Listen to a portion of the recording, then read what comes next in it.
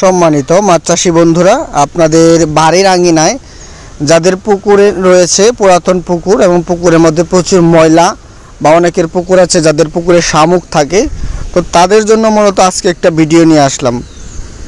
পুরাতন ময়লাযুক্ত পুকুর বা শামুক রয়েছে এই রকম পুকুরে কিন্তু আপনি যে মাছ চাষ করতে পারেন তার মধ্যে অন্যতম হচ্ছে আপনি যে কোনো মাছের মধ্যেই এই ব্ল্যাক কাপ মাছ চাষ করতে পারেন।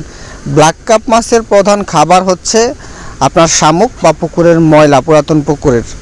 তো এই শামুক খেয়ে কিন্তু এক বছরে এক একটি ব্ল্যাক কাপ দেখা গেছে প্রায় 4 থেকে 5 কেজি পর্যন্ত বড় করা সম্ভব।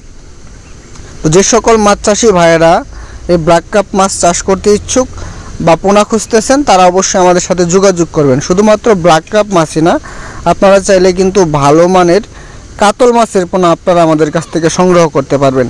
আমরা কাতল এবং ব্ল্যাক কাপ এই দুইটা মাছ সারা বাংলাদেশে অনলাইনে হোম ডেলিভারির মাধ্যমে বিক্রয় করছি।